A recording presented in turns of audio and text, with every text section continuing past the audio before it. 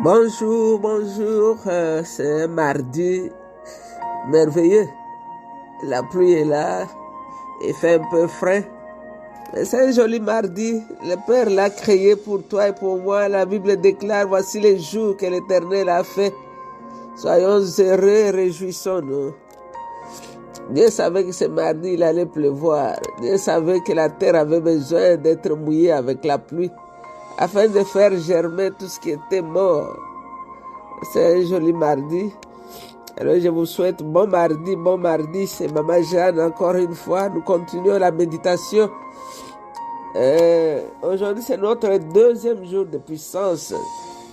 Nous appelons nos 3 jours de jeûne de prière les jours de puissance. Nous les appelons les jours de victoire. Nous les appelons les jours de gloire. Aujourd'hui c'est le deuxième jour de puissance dans ce 3e mois de l'année 2024. Hier, nous avons commencé, le pasteur Célestin Garamouloum était venu nous exhorter. Aujourd'hui, nous avons le pasteur José Kassongo. Nous continuons avec notre thème sur la place de la parole dans la prière. Comment prier la parole de Dieu? Pourquoi la parole? Parce que la seule chose que Dieu reconnaît, c'est sa parole. Le seul langage que Dieu entend, c'est la parole. La seule langue que Dieu entend, c'est sa parole. Ce n'est pas l'anglais, ce n'est pas le français, ce n'est pas le chinois, mais c'est sa parole. Quand nous venons vers Dieu, revenons à lui avec sa parole. Parce que Dieu veut voir que nous retenions ce qu'il nous dit. Et quand nous revenons vers lui, nous allons avec sa parole. C'est ce qui est écrit dans la parole de Dieu, dans la Bible. Il dit, venez à moi avec la parole. Venez, plaidons. Quand il dit venez, plaidons, c'est-à-dire amenez-moi ce que je vous ai dit et nous allons discuter ensemble. Donc aujourd'hui, nous allons voir comment Jésus-Christ a prié la parole. Prier avec la parole ou prier la parole, c'est la même chose. C'est utiliser la parole de Dieu dans nos prières, dans notre temps d'intercession, quand nous venons plaider avec Dieu. Osée 4, verset 6, la Bible dit, mon peuple périt parce qu'il manque la connaissance. La connaissance, c'est quelle connaissance dont il parle ici? C'est la connaissance de sa parole. Parce que quand tu ne connais pas la parole de Dieu, tu vas aller vers lui avec ton expérience, avec ce que tu crois savoir faire. Et ce n'est pas ça qui marche avec Dieu. Tout ce que Dieu recherche, c'est sa parole. Et j'aime bien l'histoire de David. Quand il a pris la décision de ramener l'arche de l'Alliance à Hébron, il a consulté tous les grands de son pays, les généraux, les chefs de famille, tous les décideurs, tous les ministres, tous les patrons. Il les a consultés. Tout le monde a dit c'est très bien David. Et la Bible dit après, il a dit si Dieu le juge bon. Parce qu'il n'avait pas consulté Dieu, il n'avait pas réussi dans cette entreprise-là. Dieu avait tué quelqu'un sur la route. Mais quand il est rentré, sonder les Écritures, fouiller la parole de Dieu pour faire les choses selon Dieu, il avait ramené l'arche de l'Alliance dans la cité de David. Dieu veut que nous revenions à sa parole. Dieu veut restaurer nos vies dans la parole. C'est dans la parole de Dieu que tout sera restauré. Hier, nous avons vu Esdras, chapitre 7, que c'est Esdras qui était un prêtre. La Bible nous dit qu'il s'était appliqué à connaître la parole, à la méditer et à l'enseigner et à la pratiquer. Donc la parole que nous écoutons, nous devons la méditer, nous devons la garder et nous devons aussi l'enseigner aux autres. C'est comme ça qu'elle va prendre racine en nous et qu'elle sera chère. Comme Jésus a toujours dit, les paroles que je vous donne, elles sont esprit et vie. La parole prend vie quand elle entre en toi, elle prend chair. Alors elle devient esprit quand tu la sors de ta bouche. Donc aujourd'hui, nous continuons la parole de Dieu, la parole de Dieu, la parole de Dieu. Aujourd'hui, le monde est détruit parce qu'il lui manque la connaissance de la parole de Dieu. Chacun veut faire ce qu'il veut. C'est tout comme la technologie est en train de grandir. C'est le moment où les enfants de Dieu aussi doivent grandir dans la connaissance de la parole de Dieu. Est-ce que nous voyons ce que la technologie nous présente aujourd'hui? Si tu ne connais pas la parole de Dieu, tu vas trouver ça extraordinaire. C'est comme de la magie. Mais tout ça est dans la Bible. Jésus en avait parlé. Il n'y a rien qui est nouveau. Tout ce que la technologie fait aujourd'hui, c'est dans la parole de Dieu. La Bible nous dit, Dieu a parlé, il a dit que le ciel soit et le ciel s'est présenté. Aujourd'hui, avec la technologie, tu vas à Google, tu dis, Google, montre-moi comment préparer tel ou tel menu. Google te montre, tu dis, Siri, appelle ma mère. Siri commence à former les numéros de téléphone de ta mère. Ils utilisent la voix. Ils sont en train de copier ce qu'ils ont trouvé dans la Bible, ce que Dieu a fait. Donc, il n'y a rien de nouveau ici-bas.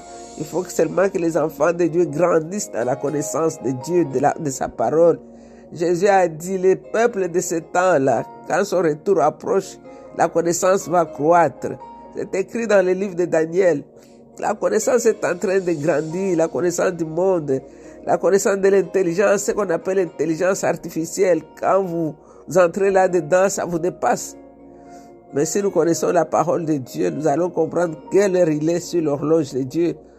Toutes ces choses ont été écrites pour notre instruction. Il a dit, la connaissance va croître.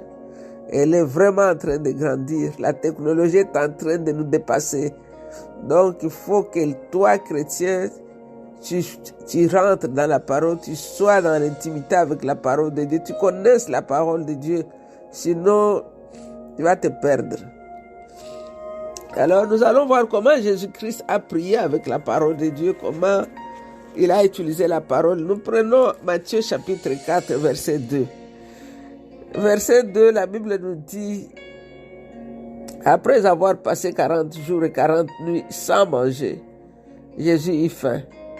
Le diable s'approcha de lui et lui dit, si tu es le Fils de Dieu, ordonne à ces pierres de se changer en pain. Jésus répondit, l'Écriture déclare, l'homme ne vivra pas de pain seulement, mais de toute parole que Dieu prononce. Voilà comment il a prié la parole de Dieu. Jésus est rentré dans l'Ancien Testament, dans Deutéronome, chapitre 8, verset 3. Il a pris cette parole-là. C'est ce qu'il a répondu avec au diable. Il n'a pas chassé le diable, il n'a pas crié sur le diable, il a juste pris la parole qu'il connaissait, qui était en lui, pour terrasser le diable, pour le faire taire. Parce que le diable utilise les méthodes, il connaît l'âge que tu as spirituellement, c'est à cet âge-là qu'il va venir avec les questions de cet âge-là. Donc ici, le diable savait bien que Jésus se préparait pour son ministère. Il savait que Jésus allait commencer un ministère très puissant sur la terre pour le battre. Il savait que c'était l'heure où Jésus va être publiquement dans le monde. Il était là, ça faisait 30 ans, mais personne n'avait jamais su ce qu'il faisait. Alors maintenant, il se prépare pour son ministère. Et voilà l'ennemi qui vient aussi avec la parole. Parce que le diable connaît la parole. Le diable était auprès de Dieu avant d'être rejeté. Il était à côté de Dieu. Il connaissait la volonté de Dieu. Il connaissait la parole. Alors il vient avec la parole. L'ennemi ne viendra qu'avec des choses que tu connais. Quand il voit que tu es tout près d'avoir ta percée, il viendra pour te distraire. Il va t'amener la parole. Ça sera ton prophète qui viendra te raconter des histoires opposées à ce que Dieu dit. Ça sera un pasteur, ça sera aujourd'hui les gens envoient l'argent gauche à droite, va sur la montagne, va prier pour moi. Mais tu as la parole. La Bible nous dit que la parole n'est pas loin. La parole est à côté de toi. Dans Deutéronome 20, 11 à 14, il dit elle est très près de toi. Elle est dans ta bouche et elle est dans ton cœur. C'est la parole de Dieu. Elle n'est pas loin. Prononce, pratique, parle la parole. Et le diable va te laisser, va aller très loin. Satan voulait que Jésus s'éloigne de la volonté de Dieu. Bien qu'il avait faim. Il savait que Jésus avait faim. Donc il vient dans le moment de la faiblesse où il sent que tu es faible. C'est là où il vient avec des propositions pour t'éloigner de la volonté de Dieu. Il est venu avec les propositions faciles. Il dit que l'homme, tu peux transformer ses pierres en pain. Et il savait que Jésus était capable de faire cela. Jésus avait le pouvoir, Jésus est Dieu. Il est venu avec les choses que tu connais là, c'est ce que l'ennemi va t'amener. Et si tu ne connais pas la parole de Dieu, tu vas céder aux caprices de l'ennemi et tu vas manquer ta destinée. Jésus, connaissant la parole et connaissant les façons que le diable utilise pour voler les bénédictions des enfants de Dieu, il est rentré dans les Écritures pour parler au diable. Il a prié la parole de Dieu. Il a prié avec la parole et il a prié la parole. Il a dit que l'homme ne vit pas seulement de pain. Donc, s'il y a une façon de dire non au diable, parce que le diable connaissait la parole, utilise la parole de Dieu. Il va venir au moment où tu es désespéré et il va t'amener des propositions, des solutions faciles qui va te donner la joie d'un petit moment seulement et après c'est la misère qui va venir. C'est comme ça qu'il est. Parce que nous voyons aussi dans le verset 5, on nous dit qu'alors le diable l'amena à Jérusalem, la ville sainte, les plaça au sommet du temple et lui dit, si tu es le Fils de Dieu, jette-toi en bas. Car l'Écriture déclare, Dieu donnera des ordres à ses anges à ton sujet et ils te porteront sur leurs mains pour éviter que ton pied ne heurte une pierre. Ici encore, l'ennemi aussi a utilisé la parole qui est dans le psaume 91. Il a utilisé la parole. Alors Jésus connaissant aussi la parole, parce que le diable connaissait la parole, il savait que cette parole avait été prononcée pour Jésus. C'est pourquoi nous avons besoin du Saint-Esprit. Le Saint-Esprit va nous aider à appliquer la parole à la bonne place. Alors, il va nous aider à tenir ferme devant l'ennemi. Si nous n'associons pas le Saint-Esprit, nous serons faibles. Nous ne saurons pas comment répondre à l'ennemi quand il viendra avec des tentations. Parce que ça, c'est vraiment une tentation. Ça, c'est vraiment une tentation. Jésus ici est en train de lutter avec la faim. Voilà, l'ennemi vient avec des propositions faciles. Et Jésus connaissait qui il était. Il savait qu'il était le Fils de Dieu. Son Père l'avait déclaré après le baptême. Il a dit, voilà mon Fils bien-aimé en qui j'ai placé toute mon affection. Jésus connaissait que tout ce qui était dans le monde lui appartenait. Mais parce qu'il s'était dépouillé, la Bible dit qu'il s'était dépouillé, il n'avait pas regardé comme pour arracher d'être égal à Dieu. Il a abandonné lui-même sa position de Dieu pour porter l'humanité. Parce qu'il avait une mission, il devait sauver l'humanité dans la chair humaine. Et voilà que l'ennemi vient avec des propositions et il dit, moi je vais te donner toute la terre. Comme ça, tu te prosternes devant moi. Et le Seigneur lui a répondu avec la parole de Dieu. Il lui a dit, l'Écriture déclare aussi, parce que l'ennemi avait utilisé la parole. Il dit, l'Écriture déclare aussi, n'aime pas l'épreuve, le Seigneur ton Dieu. Jésus a utilisé la parole. Il a prié la parole. Parce que quand tu ne connais pas la parole, l'ennemi va te faire croire que lui connaît plus que toi. Alors tu entres dans le bavardage avec lui comme Adam et Ève. Dieu leur dit, est-ce que Dieu a-t-il réellement dit? Et voilà, ils veulent maintenant donner des explications à l'ennemi. C'est comme ça qu'ils sont tombés dans son piège. L'ennemi a juste changé un tout petit peu la virgule à la place. Il a juste ajouté juste un tout petit peu. Il a mélangé la parole avec le mensonge. Parce que quand il vient, il ne prend pas la parole pure. Il prend la parole, il ajoute autre chose. Et Adam et Ève n'ont pas eu le discernement pour comprendre que l'ennemi avait mis un truc là-bas, un piège là-bas. Parce qu'il leur dit, Dieu a-t-il réellement dit? Et pourtant, Adam savait ce que Dieu lui avait dit.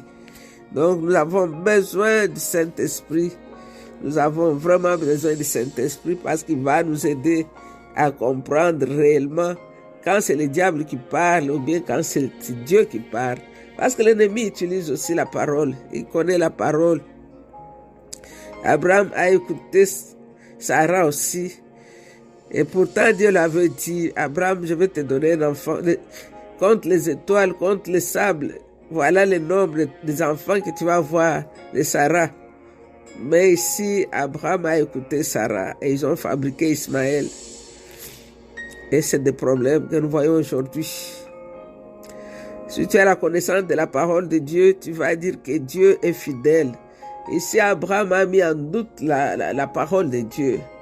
Il pouvait dire à Sarah, non, Dieu est fidèle, ce qu'il a promis, il va le réaliser.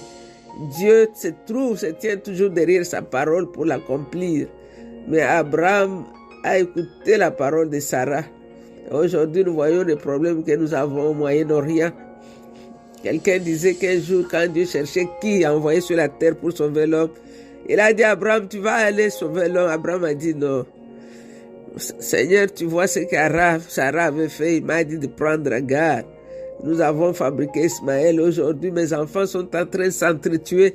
Quand je regarde ces choses-là, mon cœur me fait mal.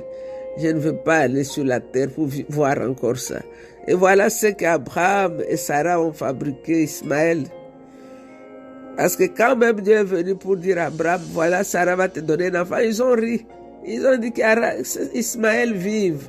C'est comme s'ils ne croyaient même pas dans la parole de Dieu. Ils croyaient plus dans leur corps qui avait vieilli. Ils croyaient plus dans ce que le monde leur présentait. Ils n'avaient pas cru dans la parole de Dieu et ils ont fabriqué Ismaël. Adam a tiré les problèmes sur la terre aussi parce qu'il a voulu écouter la voix de sa femme. Il a voulu écouter la voix du diable. Le diable propose le pain à Jésus pour qu'il arrête le jeûne. Vous savez, quand nous jeûnons, c'est là où l'ennemi va mettre la bonne odeur. Même l'eau commence à sentir bon. Tu commences à penser à toutes les recettes que tu connais. Tu commences à penser à toute la bonne nourriture que tu aurais bien voulu manger. L'ennemi vient avec des propositions terribles quand tu jeûnes. Mais Jésus a répondu ici à l'ennemi. Il lui a dit, il y a un temps pour tout.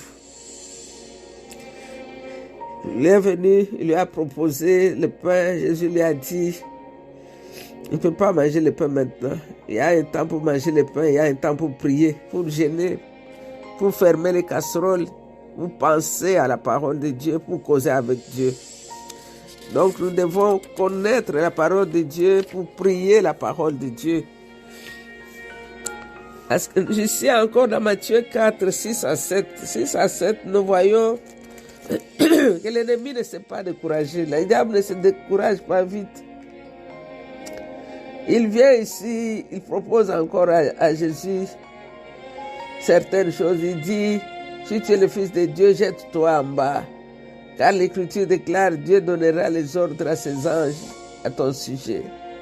Et nous avons vu que le Seigneur lui a dit, ne mets pas à l'épreuve le Seigneur ton Dieu. Jésus faisait sa prière avec la parole de Dieu. Jésus a vaincu le diable car il connaissait la parole.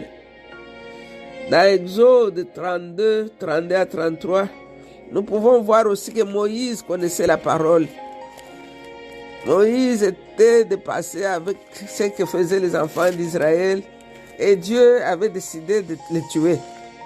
Il a dit à Moïse, moi je vais tuer tout le monde et je vais commencer une nouvelle génération avec toi, une nouvelle création avec toi. Moïse, qui connaissait la parole de Dieu, a utilisé la parole de Dieu. Il a dit à Dieu, pardonne-leur, je t'en supplie, sinon efface mon nom du livre de vie que tu as écrit.